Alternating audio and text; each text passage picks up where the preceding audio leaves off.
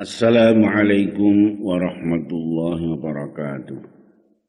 Bismillahirrahmanirrahim. Alhamdulillahi rabbil alamin. Wassalatu wassalamu ala khatamil anbiya'i wal mursalin wa ala alihi wa ashabi ajma'in. Asyhadu an la ilaha illallah wahdahu la syarikalah wa asyhadu anna Muhammadan abduhu wa rasuluh. Ibu-ibu, bapak-bapak, dan saudara-saudara sekalian yang berbahagia, alhamdulillah, mari kita teruskan kajian kita mengkaji tentang akhlak Islamiyah atau akhlak Qur'aniyah. Ya, boleh juga dikatakan akhlak imaniyah, karena memang yang kita kaji ini akhlak yang berhubungan dengan atau yang ada hubungannya dengan keislaman. Dan memang sebagaimana yang sudah sering saya katakan, akhlak itu adalah merupakan pokok agama ataupun sesuatu yang tidak bisa dipisahkan dengan keimanan, dengan keislaman. Ibadat yang tidak menumbuhkan akhlaknya berarti ibadat yang kosong. Sebaliknya, kalaupun ada budi pekerti, tapi budi pekerti itu tidak dilambari, tidak didasari dengan keimanannya, itu juga merupakan budi pekerti yang sekedar lamis begitu. Ini kepercayaan kita sebagai seorang muslim. Ibu-ibu, bapak-bapak, melanjutkan bagaimana akhlak kita terhadap Allah, maka untuk kali ini yang akan saya sampaikan yaitu sebagai seorang muslim, sebagai seorang mukmin, yaitu jangan sekali-kali berbuat syirik ataupun mempersekutukan Allah, menganggap ada tandingan ataupun ada bandingan daripada Allah. Ini suatu akhlak yang sangat begitu memang betul-betul diharapkan begitu loh. Jangan sampai orang itu musyrik. Sampai-sampai dikatakan kalau orang itu tidak musyrik, artinya tidak ada sedikit pun rasa syirik kepada Allah, sampai Rasulullah itu menyatakan itu pasti itu surga itu. Pernah itu ada, ingat saya ada satu hadis yang menyatakan bahwa pernah Rasulullah itu sedang naik unta boncengan dengan sahabat Abu Dzar. Nah itu waktu itu Rasulullah mengatakan, Abu Dzar, saya beritahu ya, tapi ini untuk kamu sendiri ya.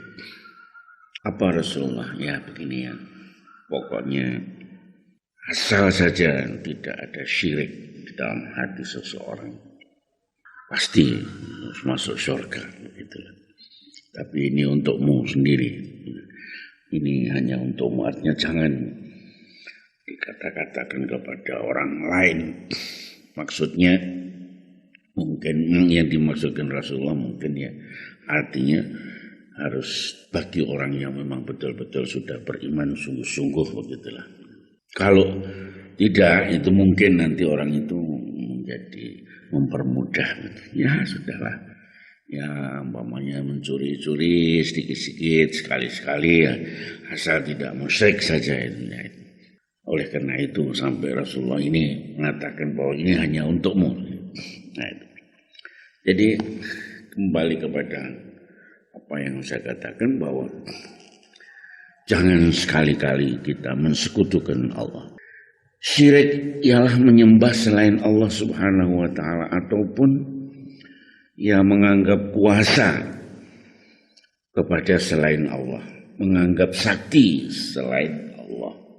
Sampai-sampai umpamanya kalau yang dikatakan menyembah kepada Allah itu umpamanya menyembah kepada patung, menyembah kepada batu, menyembah kepada pohon, yang menganggap bahwa pohon ini pohon yang sakti gitu. Juga menyembah kepada lautan, menyembah kepada kuburan, dikatakan kuburan yang keramat dan sebagainya. Syirik yaitu perbuatan dosa yang paling besar ya, dan tidak diampuni oleh Allah ya, kecuali sudah tentu kecuali kalau tobat ya, dimanapun juga itu diampuni oleh Allah. Maksudnya begini ibu-ibu, kalau dosa yang lain ya itu ya, seolah-olah itu tidak bertobat pun ya diampuni, begitu seolah-olah begitu. Seolah-olah. Tapi kalau syirik menyekutukan Allah itu kalau tidak diampuni sungguh-sungguh, nah kalau tidak bertobat dengan sungguh-sungguh ya tidak diampuni oleh Allah. Nah, karena itu seperti apa yang pernah dinyatakan oleh Nabi Ibrahim kepada ayahnya itu juga sampai mengatakan, ayah kembalilah kepada Allah. Kalau ayah mau kembali kepada Allah sendiri, artinya saya akan mohonkan kepada Allah dan Allah memberikan ampunan kepadamu. Nah itu karena ayahnya memang ya, jagoan syirik ya. Menyembah, bukan sekedar menyembah berhala, tapi membuat berhala begitu. Oleh karena itu juga seperti apa yang dikatakan Luqmanul Hakim, nah itu semua inna syirka la zulmun azim. Syirik itu satu penganiayaan yang paling besar. Syirik itu ya kalau boleh dikatakan ya memang ya macam-macam ya. Ada yang besar dan ada pula yang kecil. Kalau syirik yang paling kecil itu dikatakan yaitu riya. Riya itu artinya pamer. Jadi salat menyembah kepada Allah tapi dengan niat minta pujian kepada orang ataupun dipamerkan kepada orang lain. Nah, ini namanya ya, syirik khafi, syirik yang halus begitu. Tapi juga ya ada syirik itu yang kalau yang paling berat ya, yaitu menyembah kepada selain Allah. Oleh karena itu syirik itu betul-betul wajib dijauhi, ditinggalkan. Dalam Al-Quran larangan berbuat syirik itu banyak, sampai ada yang menghitung sampai sebanyak 166 tempat. Ya bunayya la tusyrik billah inna syirka la zulmun azim, itu dalam surat Luqman. Hai anakku, janganlah sekali-kali engkau mensekutukan Allah, sebab mensekutukan Allah itu satu-satunya dosa yang tidak akan diampuni oleh Allah. Itu. Kemudian ada pula di dalam ayat surat Al-An'am ya. Surat Al-An'am itu kalau dihitung ada yang mengatakan itu surat yang ke-6 ya. Jadi sesudah Fatihah, Baqarah dan seterusnya, itu Al-An'am itu surat yang ke-6. Itu Allah berfirman, a'udzubillahi minasyaitonirrajim. Qul ta'alau, katakan Muhammad, ta'alau, marilah. Atlu ma harrama rabbukum alaikum. Saya akan bacakan apa yang telah diharamkan oleh Tuhan kamu alaikum, atas kamu sekalian. Apa itu? Yaitu alla tusyriku bihi syai'an. Satu, jangan sekali-kali kamu mensekutukan Allah syai'an, kepada sesuatu pun, kepada apapun. Wabil walidaini ihsana. Dan kemudian kata Allah, ya sesudahnya jangan kamu mensyirikkan, mensekutukan kepada Allah dan kepada kedua orang tua dalam berbuat baik. Gitu.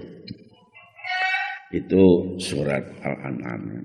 Kemudian ada lagi, yaitu di dalam surat An-Nisa. Surat An-Nisa itu surat yang keempat. Itu ada ayat yang ke-48, yaitu antara lain dikatakan, innallaha la yaghfiru an yushraka bih. Sesungguhnya Allah itu tidak akan memberi ampun kalau disekutukan. Kalau yang lain-lain dosa itu masih akan diberi ampun. Apalagi karena tidak tahu atau karena tergoda atau karena ya entah karena lupa atau bagaimana. Tapi kalau sudah mau mensekutukan Allah sudah menyatakan itu innanya itu sudah pakai taukid itu huruf taukid. Innallah, sungguh Allah itu la yaghfir, tidak akan memberi ampun ayyushraka bih, kalau disekutukan. Wa yaghfiru ma duna dzalik, dan memberi ampun yang lain daripada itu liman yasha, kepada siapa yang dikehendaki. Wa man yusyrik billah, dan siapa yang mensekutukan kepada Allah, faqad iftara itsman 'azima, maka sungguh ia telah berbuat dosa yang besar, itsman mubina, dosa yang besar. Itu di dalam surat An-Nisa ayat 40. Demikian sekadar contoh ayat-ayat, tapi masih banyak itu. Sebagaimana yang tadi saya katakan, ada yang menghitung itu tidak kurang daripada 166 tempat bahwa Allah pokoknya tidak senang kalau terhadap kepada orang yang musyrik. Kemudian di samping itu ada hadis yang mengatakan inna akhwafa ma akhafu alaikum asyirkul asghar. Sesungguhnya yang paling aku takuti, inna akhwafa, sesungguhnya yang paling aku takuti, ma akhafu, daripada apa-apa yang aku takutkan, aku khawatirkan, alaikum, atas kamu, apa itu? Asyirkul asghar, yaitu syirik yang kecil. Lalu para sahabat ada yang matur tanya, wa masyirkul asghar ya Rasulullah, apa itu syirik yang kecil itu ya Rasulullah? Itu oleh Rasulullah dijawab, qala ar-riya, yaitu riya. Bapak-bapak, ibu-ibu, oleh karena itu juga mungkin bapak-bapak, ibu-ibu pernah mendengar, yaitu umpamanya di dalam surat Al-Ma'un, itu kan juga dikatakan alladzina hum an salatihim sahun, orang-orang yang terhadap salatnya sahun, mereka melupakan. Alladzina hum yuraun, mereka yang sama pamer. Jadi ya menjalankan, artinya menjalankan perintah Allah, ya menjalankan salat, ya menjalankan puasa, menjalankan zakat, tapi semua itu di samping menyembah kepada Allah, tapi sengaja untuk pamer dengan maksud minta dipuji begitu. Bukan untuk menunjukkan, ya, kalau seperti zakat.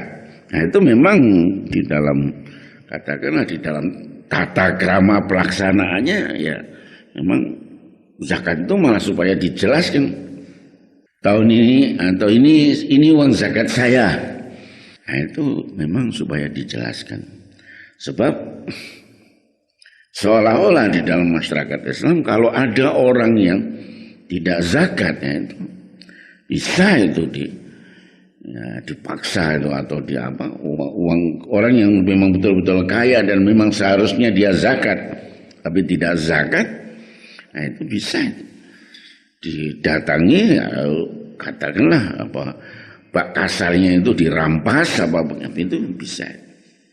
Oleh karena itu maka kalau zakat itu supaya diikrarkan, ini zakat saya, jadi sudah dikeluarkan. Itu bukan riya kalau begitu, ya. Tapi riya itu yang pamer tapi dengan minta dipuji, ya itu. Umpamanya ya mudah-mudahan tidak. Ada orang itu memberikan sedekah tapi hanya tertentu pada saat-saat umpamanya ada kunjungan pejabat umpamanya, ya, atau kunjungan ya ke pejabat ras, atau apalagi kalau kepala negara datang, nah begitulah.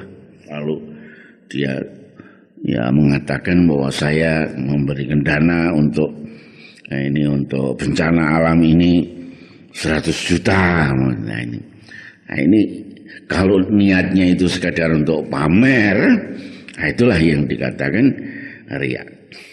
Oleh karena itu, bapak-bapak, ibu-ibu dan saudara-saudara, maka riya itu pun harus kita tinggalkan, harus kita jauhi. Nah, jangan sampai kita itu.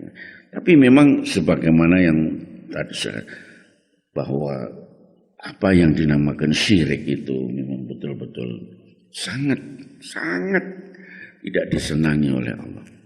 Sampai kalau boleh saya katakan paling sesuatu yang sangat dalam curigailah katakanlah oleh Allah, yaitu perbuatan syirik.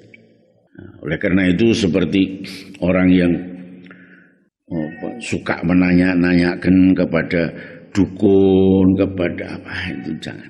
Apalagi memang di dalam Quran itu dikatakan umpamanya saja di dalam surat Luqman itu dikatakan, surat Luqman ayat 34, innallaha indahu ilmus sa'ah, sesungguhnya Allah itu mempunyai ilmu tentang saat-saat, artinya yang tahu ini datangnya ini datangnya ini, atau ini waktunya ini, ataupun kapan hari kiamat, itu yang tahu itu hanya Allah sendiri. Itu kapan itu lahirnya bayi itu juga Allah. Indahu ilmu sa'ah, Allah lah yang wa yunazzilul ghaith, dan Allah itu yang menurunkan hujan. Ya, itu gimana itu ramalan cuaca? Ya itu artinya. Tapi itu kan ya cuma menggambarkan itu. Tapi tidak tepat bahwa besok jam 4:4 hujan. Tidak bisa begitu. Nah, itu cuma mengatakan yang besok ya Jogja berawan atau Jogja hujan. Cuma hujannya kapan? Nah itu yang tahu itu hanya Allah. Wa ya'lamu ma fil arham, dan Allah yang tahu kepada apa yang dalam rahim ibu. Ini apa laki-laki apa perempuan, ya itu aja. Atau ini nanti akan menjadi anak yang saleh atau bagaimana. Ini nanti akan menjadi anak yang kaya atau itu yang tahu semua itu Allah sendiri. Wa ma tadri nafsum madza taksibu ghada, dan tidak seorang pun yang tahu apa yang akan dikerjakan besok pagi. Rencana bisa memang. Saya besok merencanakan akan rekaman umpama. Bisa, tapi apa betul besok bisa rekaman? Belum tentu.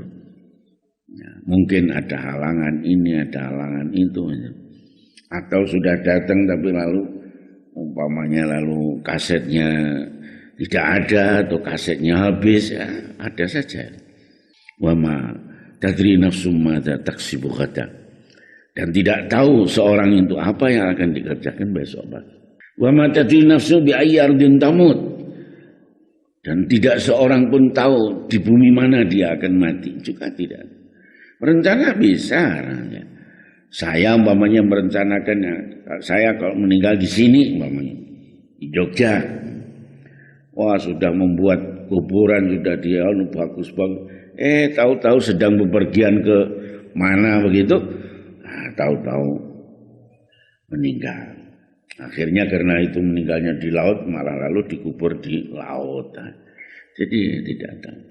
Oleh karena itu innallaha alimun khabir, sesungguhnya Allah lah yang mengetahui dan yang waspada, dan tidak yang tahu yang gaib itu hanya Allah. Sampai Allah menyatakan di dalam surat Nahl ayat 35, qul la ya'lamu man fis samawati wal ardil ghaib illallah. Katakan Muhammad, pokoknya tidak tahu siapa yang baik siapa yang di langit maupun yang di bumi kepada barang yang gaib, tidak ada yang tahu illallah kecuali Allah. Wa ma yash'urun, dan tidak ada pun mereka itu merasa ayyana yub'atsun, kapan mereka itu akan